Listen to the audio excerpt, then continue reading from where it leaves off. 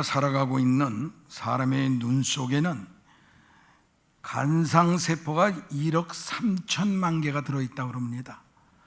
그리고 100조분의 1에 해당하는 약한 빛까지 식별할 수 있는 그런 초감도 기능이 여러분 우리의 눈에 있다고 합니다.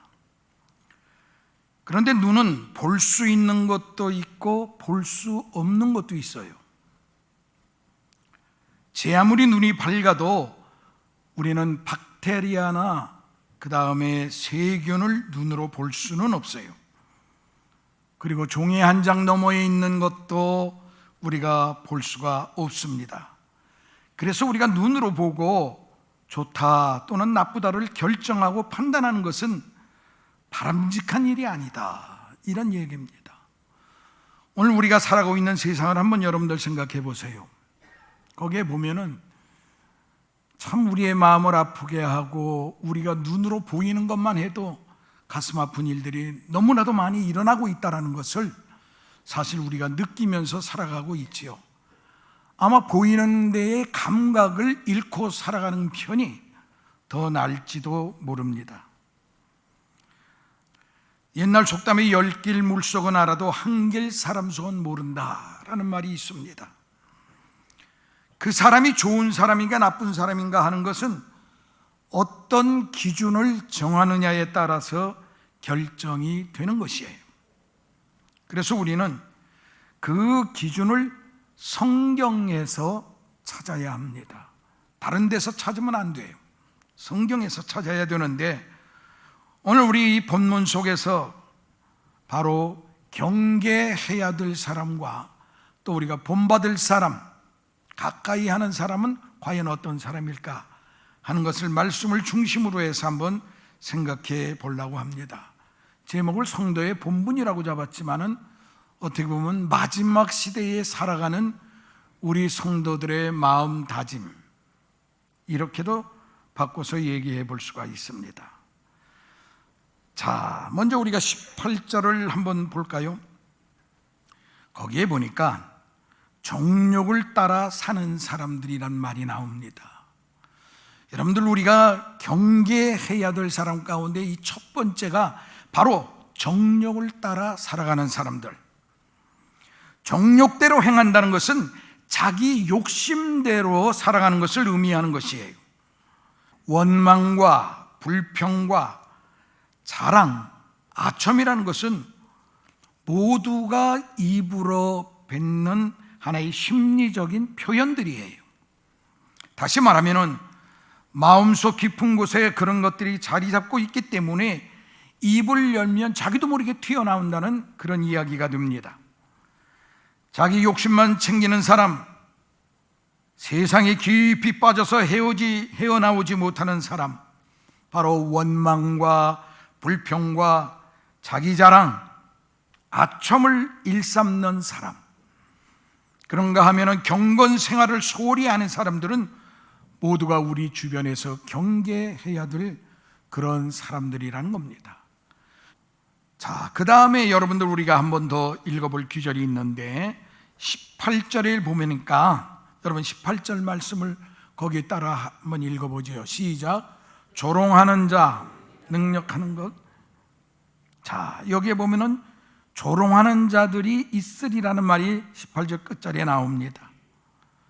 조롱이라는 의미는 다른 사람을 속이거나 또는 희롱하거나 농락하는 것, 또는 실없는 말로 시시덕거리는 것을 의미하는 것입니다. 여러분들 우리가 잘 아는 대로 엘리사 선지자를 압니다.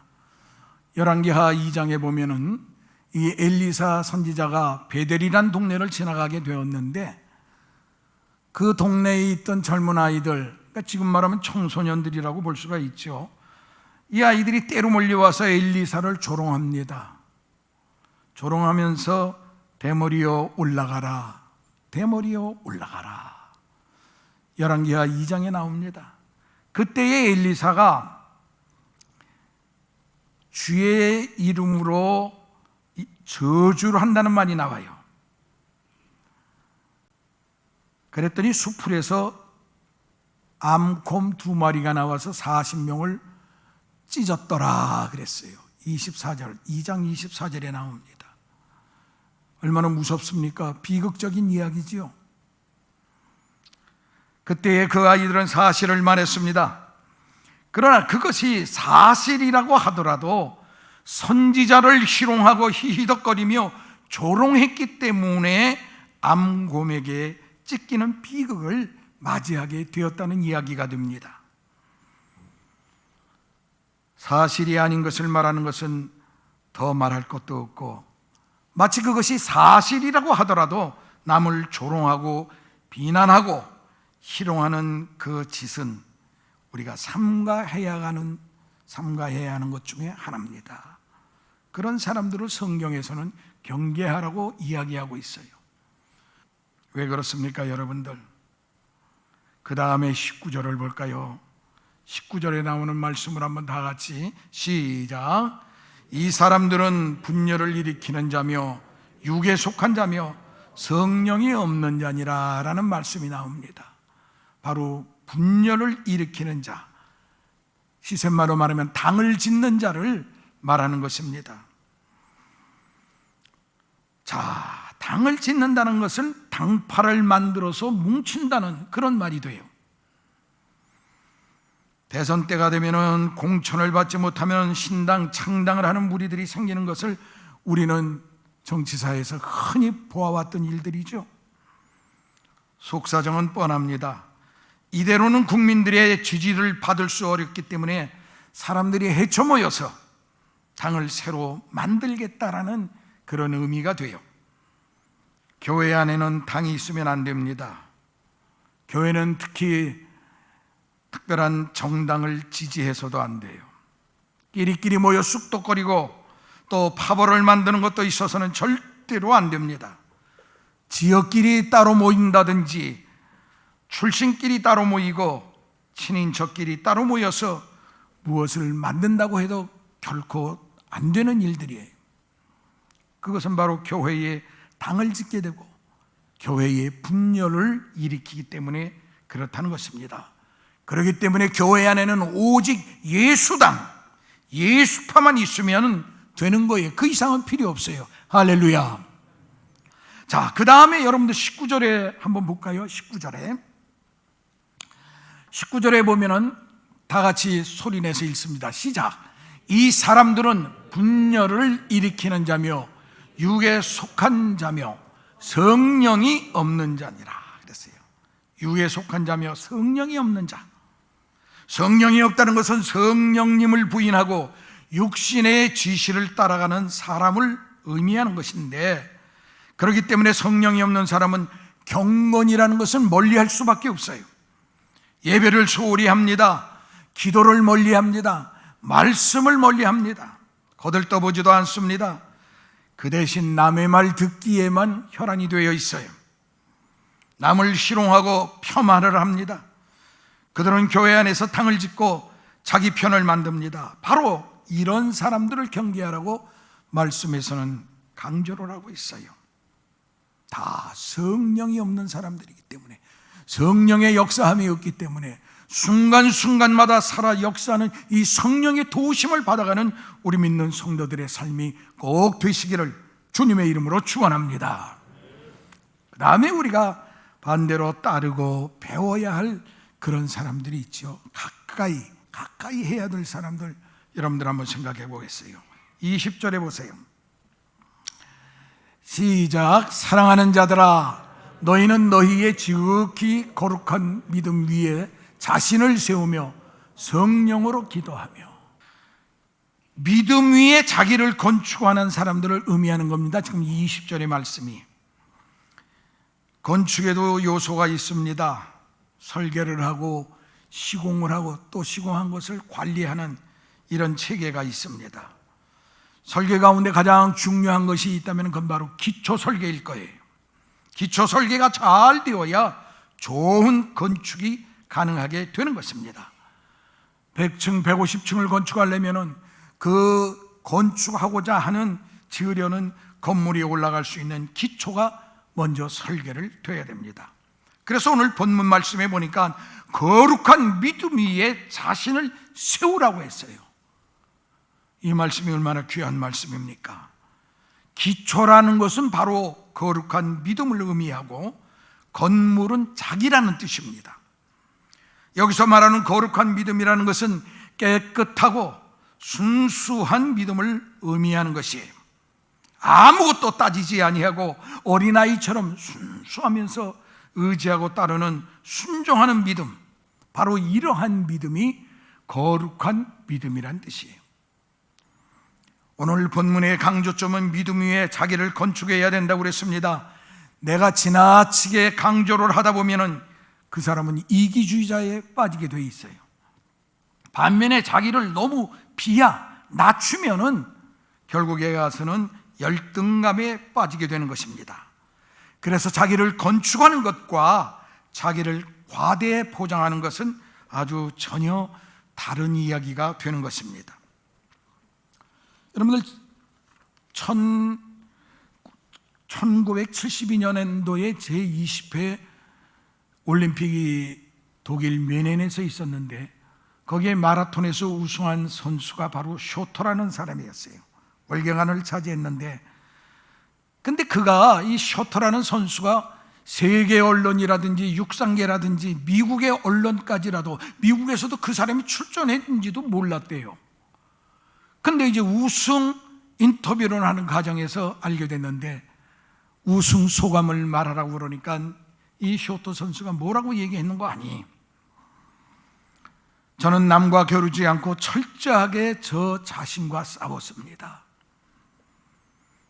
그리고 우승도 미국의 명예도 제겐 관심이 없습니다. 다만 나와 싸우고 훈련했을 뿐입니다 라고 아주 겸손하게 소견을 발표했다는 이야기가 전해지고 있습니다. 여러분, 돈을 벌면 뭘 합니까? 성공하고 출세하면 뭘 합니까? 아니면 권력을 잡으면 뭘 합니까?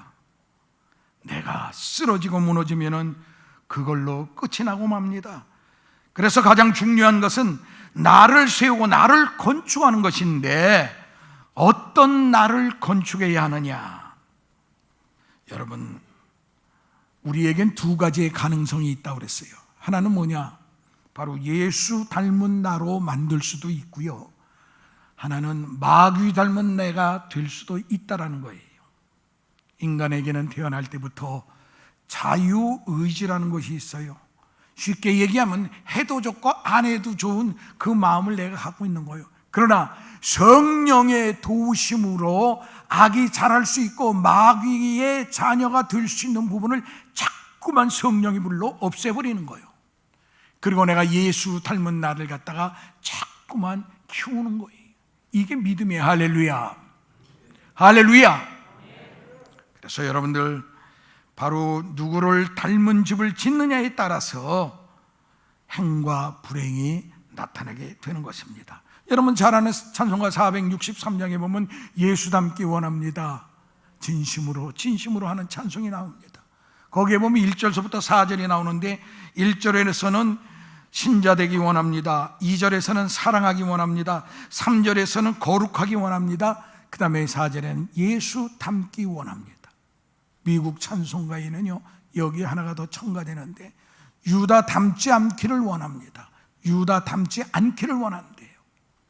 더 실질적인 가사가 적혀 있는 것을 보았습니다. 누구 닮은 집을 짓느냐에 따라서 우리는 우리의 인생도 달라지게 되어 있다는 그런 뜻입니다. 예수 닮기 원합니다, 진심으로 진심으로. 예수 닮기 원합니다, 진심으로 진심으로. 우리 모두는 예수 닮기를 원하는, 예수 닮는 우리 복된 성도들이 되시기를 주님의 이름으로 축원합니다. 자, 그 다음에는 20절을 보세요. 20절에 보면은 거기에 다 같이 읽읍시다. 시작. 성령으로 기도하며. 그 다음 19절 한번 보세요. 시작. 성령이 없는 자니라. 이런 두 구절을 여러분들이 읽었습니다.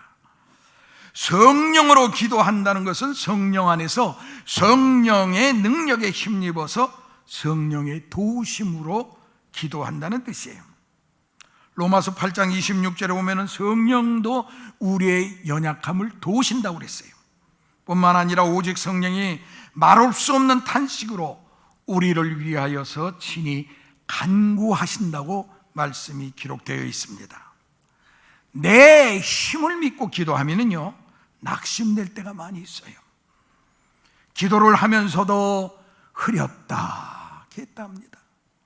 이게 진짠가 가짠가, 이루어질까, 정말 이루어질까? 말씀에는 이루어진다고 하는데 정말 이루어진다. 쉽게 얘기하면 내가 괜히 헛다리 짚은 거 아니야. 실컷 기도해놓고도 에이 이거 내 뭐 이루어지겠어? 거기에 무슨 응답이 일어나겠어요, 여러분들? 여러분들, 우리가요 성령으로 기도하면은 변덕 부리지 않고 기도할 수 있게 됩니다. 기분으로 기도하면은 오래 못합니다. 감정으로 기도하면은 오래 못 갑니다. 내 힘으로 기도하면은 하다가 포기를 하게 되어 있어요.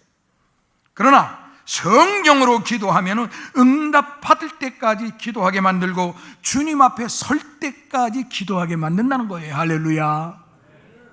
여러분 기도하시는 분들은 느꼈을 거예요. 어떨 때는 기도가 술술술 얼마나 잘 나오는지도 몰라.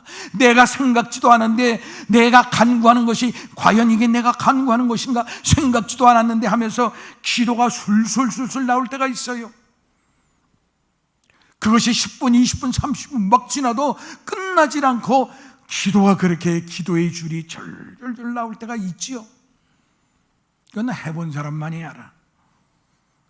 근데 반면에 어떨 때는 기도하려고 하면 머리가 지끈지끈 아프고 기도가 되질 않아. 뚝뚝뚝뚝 끊어져. 기도하다가도 딴 생각을 해. 여러분 딴 생각하면서 기도할 수 있죠. 입만 기도고 그 다음에 나머지는 전부 다 딴 생각으로 가득 차. 기도가 됩니까? 거기에 무슨 역사가 나타나겠어요?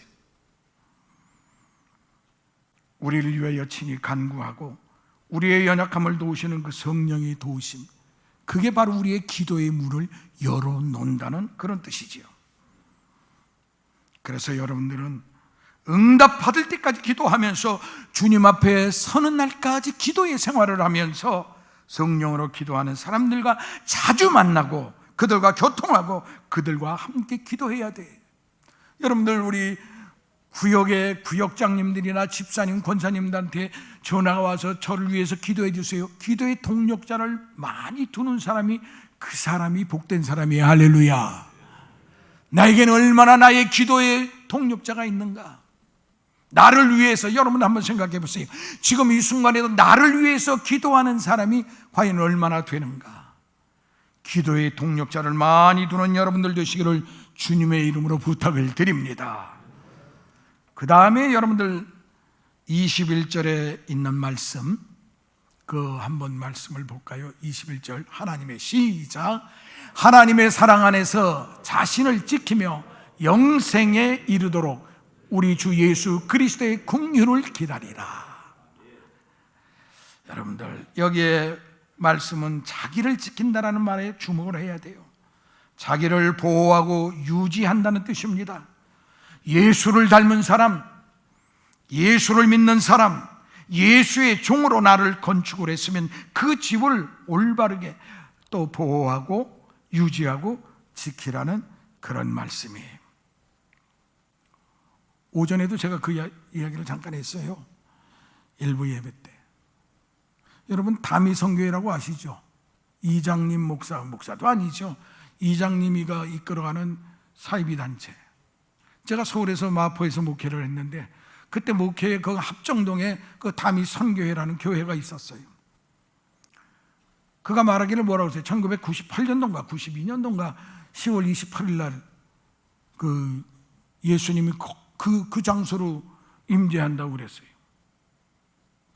그게 소문이 꽉 퍼져서 그걸 또 믿고 오는 사람들이 얼마나 많았는지. 그때 목사인 저도 두너 있다가 나도 거기 자정 때운대는데 내가 이러고 잘 때가 아니지. 예수 믿는데 가서 영접하고 나도 휴거가 돼야 될 텐데 하면서 또 꾸역꾸역 일어나서 우리 집사람이 어디 가요? 이 시간에 나 어디 다녀올 때 있어 하면서 그 담임 성교회 교회를 갔어요. 제가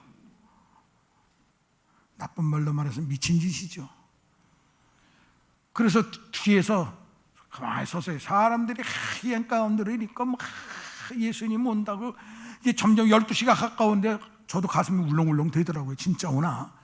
이런 목사가, 정통교회 성결교회 목사가 거기 가서 앉아있다는 자체가 부끄러운 일이지. 나중에 물론 회개를 했지요. 12시가 땡땡 지났는데 오긴 뭐가 와. 그래도 그 사람들 그러니까 목사가 뭐라는 줄 알아요? 지금 주님은 오셨습니다. 여러분 눈에는 보이지 않을 거요. 내 마음속에 오셨습니다. 이러는 거예요. 그때 제가 저도 모르게 야 이건 사기다 그랬어요. 내가 큰 소리로 이건 사기다 그랬어요. 사람들이 다 쳐다봤죠. 그 다음에 어떻게 됐을까요? 죽지 않을 정도로 맞았죠. 제가 떼거리로 달려와서 저를 쫓아내면서 패는데 그리고 의다 터지고 집에 왔어요. 새벽 예배 또 인도해야 되잖아요. 막 그냥 이게 터지고 막 눈등이도 터지고 막 이러고 왔는데 그 새벽 예배 안에 엄청나게 그날 성도들 다 간 다음에 얼마나 회개했는지 미쳐도 단단히 내가 미쳤지. 거길 가서 목사가 앉아서 예수님 오고 지 혼자서 휴거 되겠다고 성도들 버리고 집 가정에 애들 다 버리고 지 혼자 휴거 되겠다고 거기가 앉아있는 그 자체가 이거 주님이 보고 얼마나 그냥 그 옆에 있으면 우리 주님한테 의다 터졌을 거야 아마. 딴 놈들한테 맞은 게 다행이지만 죽지 않을 정도로 맞았어요. 그때 여러분들 자기를 지키며 기다리는 사람들 굉장히 중요하지요. 우리는 성경을 믿습니다. 자기를 보호하고 유지한다는 뜻인데 바로 긍휼을 기다리는 것은 긍휼을 베푸실 주님이 오실 때까지 참고 기다리라는 것입니다. 마치 결혼날을 기다리는 신부와 신랑처럼 여행날을 기다리며 여행 날짜를 기다리는 그런 사람들처럼 우리는 그날을 기다리며 자기 자신을 지켜야 돼요. 여러분들 마태복음서 25장에 보면은 그 세 가지 비유가 쫙 나오지 않습니까? 마지막을 대비하는 우리의 자세가 그대로 거기에 나옵니다.